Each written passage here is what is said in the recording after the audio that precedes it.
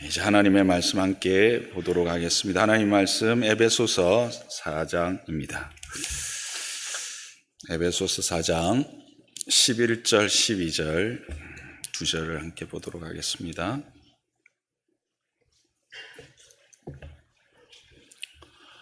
에베소서 4장 11절 12절 함께 합독하겠습니다. 시작. 그가 어떤 사람은 사도로, 어떤 사람은 선지자로, 어떤 사람은 복음 전하는 자로, 어떤 사람은 목사와 교사로 삼으셨으니 이는 성도를 온전하게 하여 봉사일을 하게 하며 그리스도의 몸을 세우려 함이라. 아멘. 여러분, 장로 호산나 교회 하면 어떤 단어, 어떤 이미지 떠오르십니까? 어떤 소문들을 들으시면서 이 교회를 오셨습니까? 아마 많은 분들이 훈련하는 교회, 그 중에서도 제자 훈련하는 교회다라고 하는 소식들을 들으셨을 것입니다. 그래서 오늘은 이 제자 훈련이 무엇이며 왜 장로산나 교회는 이 제자 훈련을 하고 있는가에 대해서 간략하게 살펴보고 함께 은혜를 나누도록 하겠습니다. 그러면 먼저 제자훈련이란 뭔가 하는 것이죠. 한마디로 말하면 예수님의 제자를 길러내는 훈련이죠. 우리는 이 말을 들으면 이렇게 질문하게 됩니다. 예수님을 믿으면 다 예수님의 제자가 아닙니까? 한편 맞는 말이지만 꼭 그렇다고 할 수 없습니다. 제자라는 말은 신약 사복음서와 사도행전에 250회 이상 나오고 있습니다. 그런데 이 용어가 사용된 예들을 살펴보면 바른 믿음을 가진 자들에게 적용되고 있음을 알 수가 있습니다. 바른 믿음이라고 하는 것은 바로 이들이 예수 그리스도를 주로 믿고 따를 뿐만 아니라 배우며 끊임없이 배우며 그 말씀 앞에 순종하는 자들이다라고 하는 사실입니다. 그래서 이들은 예수님처럼 되고자 했고 예수님처럼 살고자 했던 예수님을 닮은 자들이었습니다. 한 걸음 더 나아가서 이들은 이 예수님을 위해서 죽을 각오까지 하는 자들, 그들을 제자라고 한 것입니다. 그래서 이 제자 훈련이라는 것은 바로 이 예수님을 배우고 순종하며 그 예수님 때문에 죽음의 자리에 이른다 할지라도 기꺼이 그 길을 함께 동참하는 자들, 그들을 길러내는 그런 하나님의 사람으로 세워가는 그런 과정, 그게 바로 제자훈련이다라고 하는 것입니다. 그렇다면 이와 같은 제자훈련으로 길러내는, 이와 같은 사람들을 길러내는 목적이 뭔가? 그럼 그렇게 예수님을 위해서 죽는 사람들, 죽기까지 각오하는 사람들을 길러내는 궁극적인 이유가 뭔가, 목적이 뭔가 하는 겁니다. 그건 오늘 본문이 잘 설명해 주고 있습니다. 오늘 본문을 보면 그가 어떤 사람은 했을 때 그는 누구입니까? 예수 그리스도입니다. 그래서 어떤 사람은 사도로, 어떤 사람은 선지자로, 어떤 사람은 복음 전하는 자로, 어떤 사람은 목사와 교사로 삼으셨다, 그렇게 말하고 있습니다. 그래서 이 선지자, 복음 전하는 자, 사도들은 지금은 존재하지 않습니다. 그러나 지금은 목사인 교사입니다. 그래서 앞에 이게 문법적으로 따지면 정관사가 붙었습니다. 어떤 사람이라 할 때. 그래서 목사와를 목사인 교사로 동격으로 해석하는 게 더 본문을 잘 살리는 해석입니다. 왜냐하면 모든 것 앞에 정관사가 있기 때문에 사도, 선지자, 복음 전하는 자, 목사, 교사를 하나로 보는 게 더 바른 것 같습니다. 어쨌든 목사인 교사를 통해서 성도를 온전케 하는 것, 그래서 그들로 하여금 봉사일을 하게 해서 그리스도의 몸을 세우는 것, 그것이 바로 이 제자훈련, 즉 예수 그리스도를 닮는 자들, 예수 그리스도를 따라 살아가는 자들, 그래서 그리스도와 함께 죽음의 자리까지라도 기꺼이 가는 자들을 함께 세워가는 목적인 것입니다. 그렇다면 구체적으로 이 그리스도의 몸을 세운다라고 하는 것, 이것은 어떤 의미인가 하는 거죠. 그리스도의 몸이 뭡니까? 바로 교회죠. 교회를 세운다는 겁니다. 교회다운 교회입니다. 하나님이 기뻐하시는 교회, 하나님이 원하시는 교회, 하나님이 디자인하신 교회를 말하고 있는 겁니다. 우리가 교회를 생각할 때 늘 생각해야 되는 것은 하나님이 기뻐하시는 교회가 어떤 교회인가, 하나님이 원하시는 교회가 어떤 교회인가를 생각해야 돼요. 여러분들이 교회를 생각할 때 내가 원하는 교회, 내가 생각하는 교회를 앞세울 때가 참 많아요. 근데 여러분, 그건 내려놓아야 합니다. 하나님이 원하시는 교회가 어떤 교회이며 하나님이 기뻐하시는 교회가 어떤 교회인지를 바로 알아야 되고, 그것을 바로 알아서 그런 교회로 세워가는 자들. 왜? 교회는 성도들의 공동체요, 그 머리는 바로 예수 그리스도이기 때문에 그렇죠. 그래서 이 교회다운 교회로 세워가는 것이 궁극적인 목표입니다. 그런데 이 교회다운 교회로 세워간다고 할 때 이것 또한 대상을, 그 교회는 대상에 따라서 두 가지 기능이 있죠. 두 가지 역할이 있다라는 겁니다. 첫째는 뭡니까? 그 안에 속한 자들입니다. 지체들이죠. 또 하나는 그 속한 자들이 아닌 바깥 세상입니다. 그래서 교회 안에 속한 자들을 향한 역할과 세상 밖에 있는 자들을 향한, 세상 밖이 아니라 교회 밖에 있는 세상을 향한 역할들로 나눌 수가 있습니다. 그럼 교회 안에 있는 자들을 위한 역할은 뭔가? 에베소서 1장 23절을 보면 이렇게 말씀하고 있습니다. 교회는 그의 몸이다 말씀하시죠. 그는 바로 그리스도죠. 그래서 몸인데 만물 안에서 만물을 충만하게 하시는 충만함이다, 이런 말입니다. 이게 교회가 뭐냐? 물론 그리스도의 몸이고 머리로 모신 지체인 공동체인데, 그 공동체를 하나님이 세우신 이유는 뭐냐 하면 하나님의 충만하신 것으로 충만하게 해서 그 하나님의 충만한 것을 맛보며 누리게 하는 것입니다.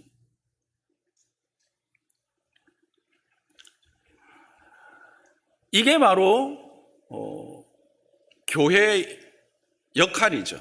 그러면 이 하나님의 충만하심을 어떤 형태로 누리게 하느냐? 에베소서 3장 17절에서 19절을 보면 믿음 안에서 예수 그리스도로 말미암는 그 사랑의 뿌리를 내려서 그 사랑의 깊이와 넓이와 높이가 어떠함을 깨달아 알므로써 그 충만함을 들어간다는 거예요. 그러니까 이 하나님 예수 그리스도의 그 사랑의 깊이와 넓이와 높이가 어떠함을 깨달아 아는 만큼, 종자만한 주먹만한 믿음으로 그 사랑을 알면 주먹만한 충만함을 누리는 거고, 대접만한 사랑을 깨달으면 대접만한 충만을 누리는 거고, 이 공간, 교회 공간만한 하나님의 사랑을 알면 그만한 충만을 누리는 거고, 전 우주적인 사랑을 깨달으면 그 전 우주적인 충만함 안에서 살아가게 되는 그 충만함을 누리게 되는 거예요. 이게 바로 교회를 통한 충만함인데, 이 충만함이 어디를 통해서? 그리스도를 믿는 그 믿음 안에서 그 사랑의 지식이 깊이와 넓이가 높이가 어떠함을 깨달아 하는 것에서 온다는 거예요. 그러니까 제자훈련은 결국 이와 같은 그리스도가 우리를 향한 사랑이 얼마나 큰가, 어떤 것인지 구체적으로 알며 그 깊이를 알아서 그 하나님이 우리에게 허락하셨던 그 온전함을 누리게 하는 거예요.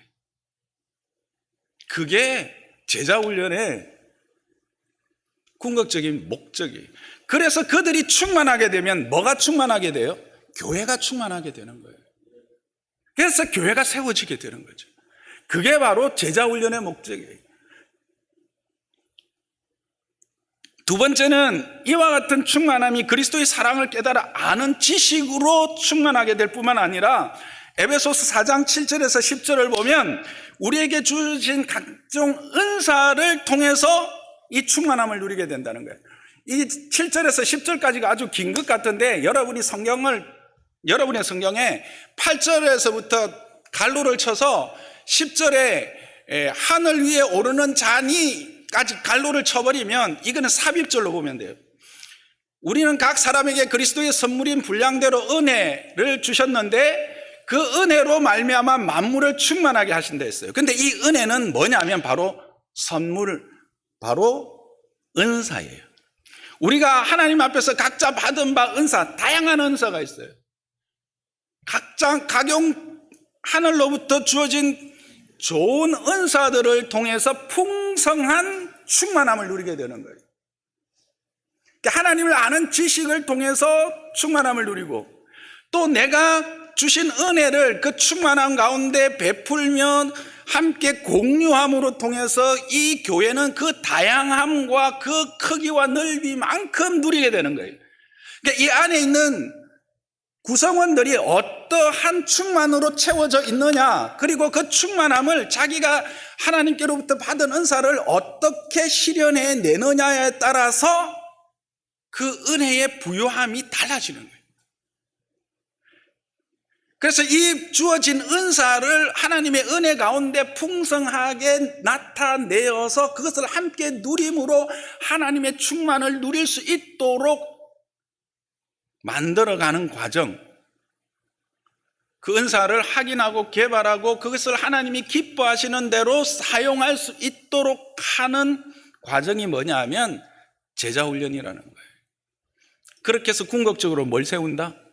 교회를 교회답게 세운다. 교회에 와서 왜 기쁨이 없습니까? 교회에 왔는데 왜 여전히 마음이 허합니까? 교회에 왔는데 왜 여전히 갈급합니까? 교회에 왔는데 왜 여전히 갈증을 느낍니까? 교회 공동체가 그것들을 함께 채워주고 공급하여 줄 충만함이 없기 때문에 그래요. 목사 한 사람이 뭔가 설교를 잘못했어요? never. 결코 그렇지 않습니다. 교회는 목사의 교회가 아닙니다. 여러분이 더 잘 아시잖아. 교회는 저와 여러분이 함께 지체로 세워진 공동체예요. 지체, 어느 한 지체가 활력 있게 일하지만 어느 한 지체는 아무 역할을 못하면 이 지체는 이 충만한 모든 지체가 원활하게 움직여서 누리는 그 충만함을 맛볼 수 없고 누릴 수 없게 되어지는 거예요. 그래서 이것을 지식을 통해서 깨달아 알고 또 그 사랑을 은혜로 받고 그 받은 사랑을 은사로서 자기의 자리에서 역할들을 감당함으로 함께 누리는 공동체를 세워갈 수 있게 하는 것, 그렇게 교회를 세우는 것, 그게 바로 제자훈련이라는 거예요. 그래서 이것을 포기할 수 없고, 아니 이것을 행하지 않을 수 없는 거예요. 이것은 선택이 아니에요. 이것은 반드시 교회가 감당해야 될 양육의 부분이에요. 물론 제자훈련이라고 하는 이름이 있어서 이 과정만 그런 것 같지만 그게 아니에요. 이것은 모든 양육의 과정에 동일하게 있어요. 세가족본부터 시작해서 1:1 훈련, 성경 입문, 또 다양한 교회에서 행하는 그 양육의 프로그램들을 통해서 이와 같은 하나님의 충만함을 누리게 되어지는 거죠. 교회 밖으로는요, 우리가 잘 아는 마태복음 말씀을 통해서 세상의 소금이 되고 세상의 빛이 됨으로써 교회가 교회다운 역할을 하는 거예요. 그런데 이 세상의 소금이 되고 세상의 빛이 되는 것을 사람들은 자꾸 이야기를 하지만, 미안하지만 내적으로 메말라 있으면, 충만함이 없고 쪼그라들어 있으면 결코 바깥으로 소금이 될 수가 없고 바깥으로 빛을 비출 수가 없어요. 소금은 바로 부패한 세상을 부패하지 않도록 하는 것이고, 맛이 없고 싱겁고 무미견조한 세상으로 하여금 맛을 내는 존재가 소금 아닙니까? 근데 우리가 맛이 없는데, 우리가 썩어 있는데 세상을 어떻게 할 수가 없는 거죠. 세상의 빛이 되는 거예요. 빛은 뭐예요? 어둠을 물리치는 거예요. 미혹하는 어두움의 세력들, 땅의 것이 아닌 하늘의 영원한 것을 바라보게 하는, 그래서 참 진리로 인도하는 빛이 되어지는 거예요. 세상으로 하여금 교회를 보고 하나님을 보고 하나님을 만나고, 그래서 영원한 것 참된 것을 소유할 수 있도록 하는 공동체가 바로 교회입니다. 근데 그 교회가 교회답게 소금의 역할과 빛의 역할을 하기 위해서는 그 모든 지체 한 지체가 그와 같이 하나님의 충만한 것으로 충만하게 되어져 있을 때 그 역할을 감당하게 되는, 이것을 위해서 이런 교회 역할들을 하기 위해서 제자 훈련을 하고 있는 것입니다. 그렇다면 제자가 된다는 것은 구체적으로 어떻게 사는 것인가? 예수님을 닮는다고 했는데, 예수님처럼 산다고 했는데, 그러면 어떻게 사는 것이 제자의 삶인가? 첫째는 전적 위탁자로 사는 것입니다. 누가복음 14장 25절에서 27절을 함께 보시면 수많은 무리들이 예수님과 함께 가고 있었습니다. 그럴 때 예수님이 돌아보시면서 그들에게 말씀하십니다. 무릇 내게 오는 자는 자기 부모와 처자와 형제와 자매와 더욱이 자기 목숨까지 미워하지 아니하면 능히 내 제자가 되지 못한다라고 말씀을 하십니다. 예수님은 무리와 제자를 늘 구분하셨습니다. 여러분들이 지금 마태복음을 보고 계시지만 마태복음에서도 무리와 제자를 구분하셔서 따로 말씀을 주시는 것들을 볼 수 있습니다. 예수님은 무리 또한 불쌍히 여기시지만 예수님이 집중하는 것은 제자들이었습니다. 그 12명을 위해서 3년을 이 땅에서의 공생애를 다 바치십니다.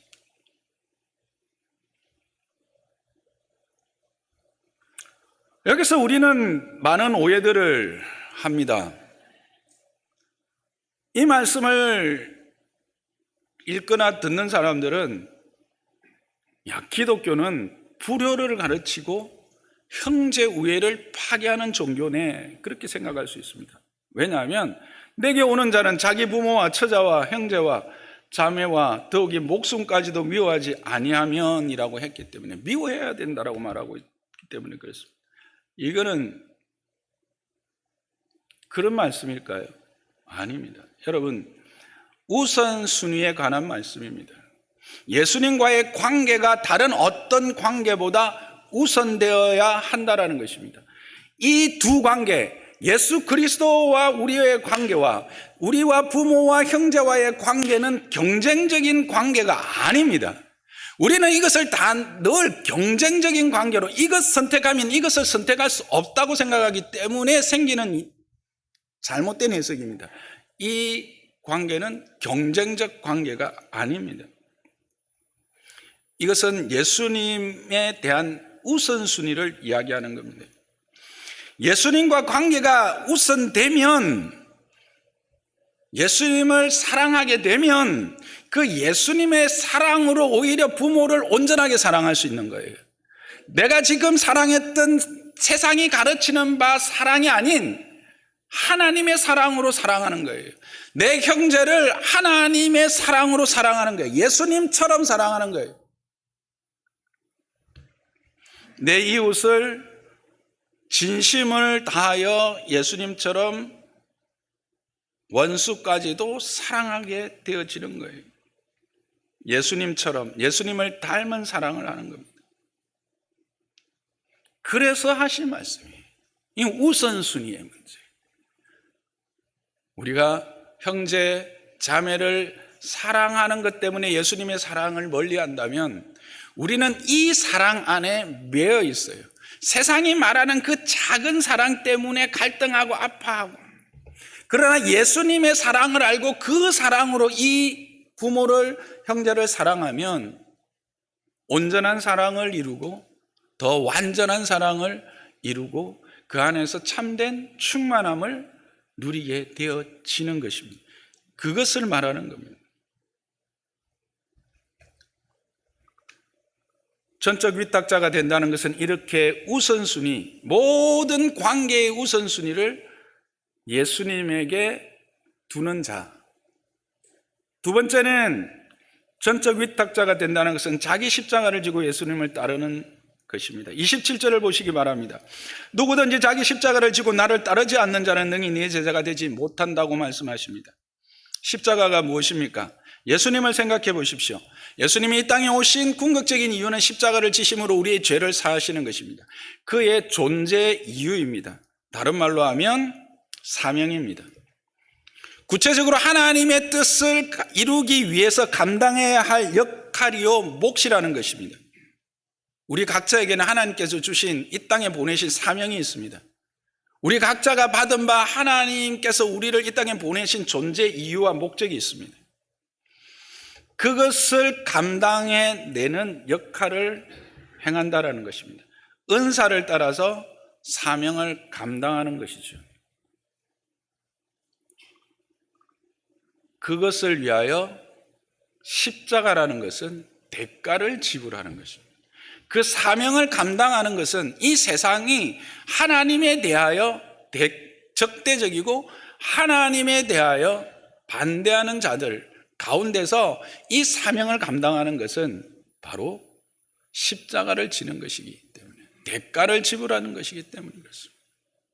그 영광은 우리가 앞에서 확인했던 것처럼 그 하늘에 충만하신 것으로 충만케 되어지는 그 은혜를 누리게 되는 것입니다. 마지막으로 전적 위탁자가 된다는 것은 모든 소유를 버리는 것입니다.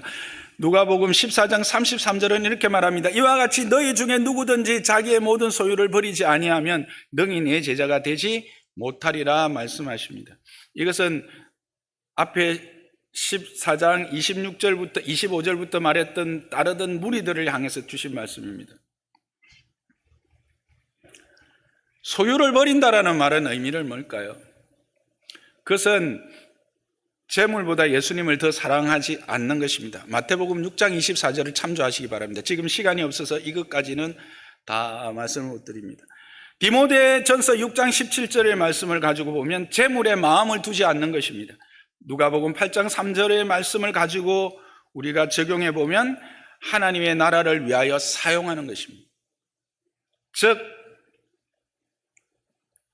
전적 위탁자가 된다는 것은 모든 소유를 버리는 것인데, 그것은 바로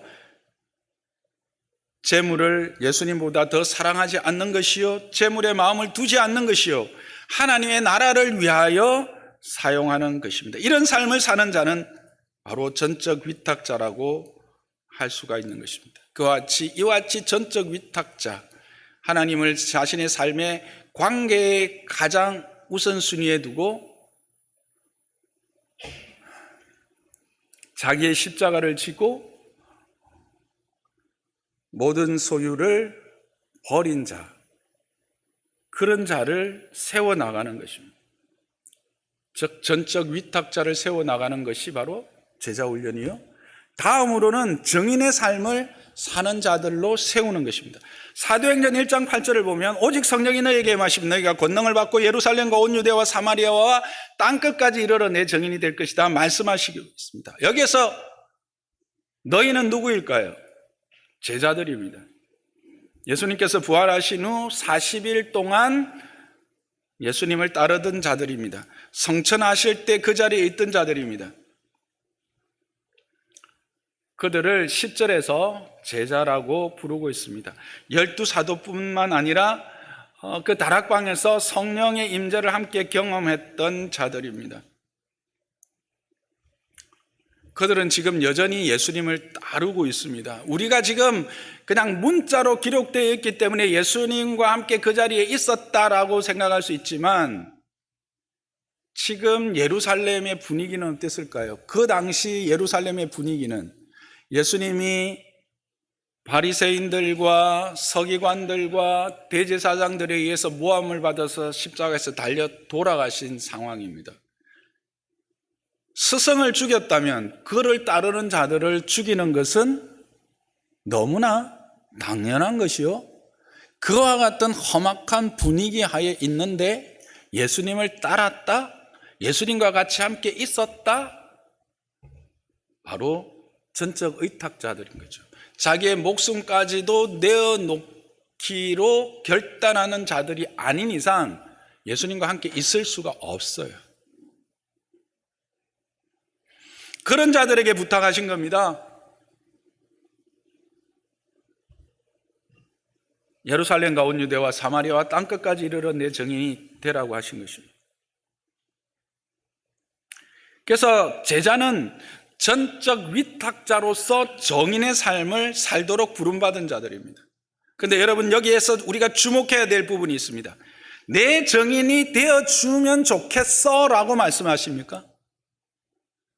내 정인이 되어줄래? 라고 말씀하십니까? 아닙니다. 된다고 하셨습니다. 이 성령이 임하여 마음의 감동을 받고 나아가 정인이 된 자들을 길러내는, 그게 바로 제자 훈련이다라는 것입니다. 제자는 예수 그리스도의 증인입니다. 세 번째로, 마지막으로 섬김의 종의 삶을 사는 자들입니다. 예수님께서 요한복음 13장 13절에서 14절의 말씀에 이렇게 말씀하십니다. 너희가 나를 선생이라고 또는 주라고 한다. 너희 말이 옳다. 그래서 내가 주와 또 선생이 되어서 지금 너희 말을 시키지 않느냐. 요한복음 13장은 이제 마지막 만찬을 앞두고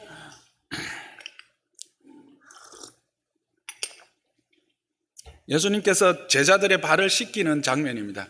유대 사회에서 사람의 발을 씻기는 것은 종의 역할입니다. 그러면서 하신 말씀입니다.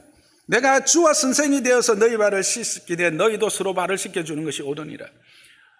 이 말은 지금 이들이 들어오면서 서로 발을 씻겨주고 예수님의 발을 씻겨주는 일이 있었다는 겁니까? 없었다는 겁니까? 없었어요. 3년이 지났어요. 예수님에게 배웠는데도 그 삶이 변화되지 않은 거예요. 그래서 예수님이 직접 그들의 발을 씻기시면서 마지막에 하신 말씀이에요. 제자가 된다라는 것은 뭐냐? 전적 의탁을 했고 증인이 되는 것, 그것을 다 어우러서 진정 섬기는 자의 자리에서 그와 같이 행해야 된다는 거예요. 전적 위탁이 어떻게 나타나고 정인의 삶이 어떤 모습으로 나타나야 되느냐? 종의 모습으로, 섬기는 모습으로 나타나야 된다는 거예요. 마태복음 20장 28절에는 주님이 이렇게 말씀하십니다. 인자가 온 것은 섬김을 받으려 함이 아니라 도리어 섬기려 하고 자기 목숨을 많은 사람의 대속물로 주려 함이라. 주님이 오신 그 이유, 십자가를 지심을 말씀하시지만 궁극적인 그의 삶의 종착점은 섬김이었습니다. 제자가 된다는 것은 이것입니다. 그래서 제자는 스승의 삶을 따라가는 자라고 했습니다. 예수님을 따라 사는 자들입니다. 예수님의 그 삶을 따라서 하나님의 뜻을, 그의 스승의 뜻을 이 땅 가운데 실현시키는 자입니다. 그러므로 제자 훈련은 주님의 삶을 가장 첫 자리에 두고, 모든 관계에서 첫 자리에 두고 자기 십자가를 지고 모든 것을 버리고 주님을 따르는 자요, 그의 삶과 정언을 통해서 예수님을 증거하는 자이며 모든 영역에서 섬김의 삶을 사는 자들, 그들이 바로 제자들이요, 그런 자들을 길러내는 과정이 제자훈련이다라고 하는 것입니다. 그래서 제자훈련의 과정을 통해서 이와 같은 제자도를 가르치고 살아가도록 격려하고 돕는 훈련, 그게 바로 제자훈련입니다. 그러면 여러분 생각에 목사님, 그러면 이 훈련만 받으면 성경이 말하는 제자다운 제자가 되는 것입니까? 아닙니다. 참으로 안타깝게도 아닙니다. 이 코스를 마치면 자동적으로 성경이 말하는 예수님의 제자다운 제자가 되는 것이 아닙니다. 빌립보서 3장 13절에서 14절을 보면 우리가 잘 아는 유명한 고백을 바울이 합니다. 형제들아, 나는 아직 내가 잡은 줄로 여기지 아니한다라고 말하고 있습니다. 바울이 어떤 자입니까? 정말 전적인 헌신, 전적인 위탁자요, 정인의 삶을 살은 자요, 섬기는 자였습니다만 그 역시도 아직 내가 그곳에 이르지 못했다. 그리스도의 장성한 분량, 크게 이르지 못했다고 말합니다. 그러면서 오직 한 일, 즉 뒤에 있는 것은 잊어버리고 앞에 있는 것을 잡으려고 표대를 향하여 그리스도 안에서 하나님의 위에서 부르신 부름의 상을 위하여 달려간다라고 말하고 있는 것입니다. 이렇게 고백했다면 누가 이 땅에서 온전함을 이룰 수 있겠습니까? 바울의 고백처럼 우리가 남겨놓았던 뒤에 있는 실수와 허물들은 십자가에서 날마다 죽여서 묻어버리고 이제는 앞에 있는 부름의 상을 위하여 한 걸음 한 걸음 나아갈 수 있도록 격려하고 용기를 북돋워 주면서 그 길을 함께 가는 과정입니다. 배우고 익혀서 알아갔던 것들을 누릴 수 있도록 계속해서 스스로가 하나님 앞에 말씀 앞에 설 수 있도록 하는 과정입니다. 이 2년의 과정이 그 모든 것들을 줄 수가 없어요. 여기 지금 제자 훈련을 맡으신 분들 다 많이 앉아 계시는데 우리가 동일하게 이 말씀을 계속 받아야 되는 것이죠. 우리는 점검해야 되는 겁니다. 나는 전적 위탁자의 삶을 살고 있는가? 나는 정인으로 살고 있는가? 나는 섬기는 자로 살고 있는가?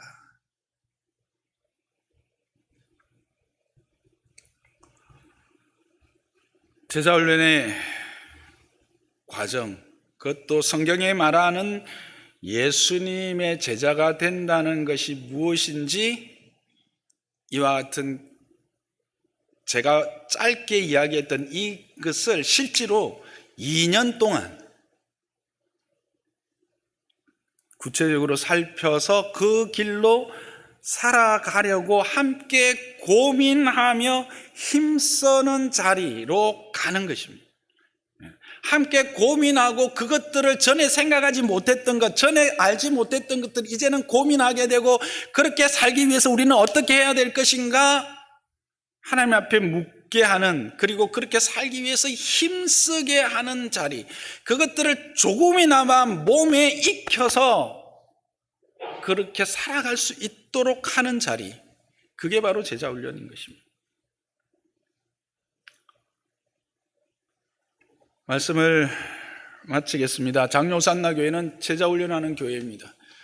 이와 같은 과정들을 통해서 예수님처럼 살고 예수님처럼 섬기는 자로 세워가는 과정, 이제 그 일을 위해서 여러분들이 특히 오늘 입학하고 또 수료하는 자들이 여기까지 왔습니다. 여러분 이것을 다시 한번 기억하시고 주님 앞에 서서 그 영광스러움을 누리는, 그래서 그 하나님의 충만하신 것, 그 하나님의 영광스러움, 그 하나님의 부름의 상, 그 영광과 그 존귀와 그 거룩함에 참여하는 자의 복된, 그 야고보서에서 말하는 바 하늘로부터 빛의 자녀들에게 주어진 온갖 좋은 선물들,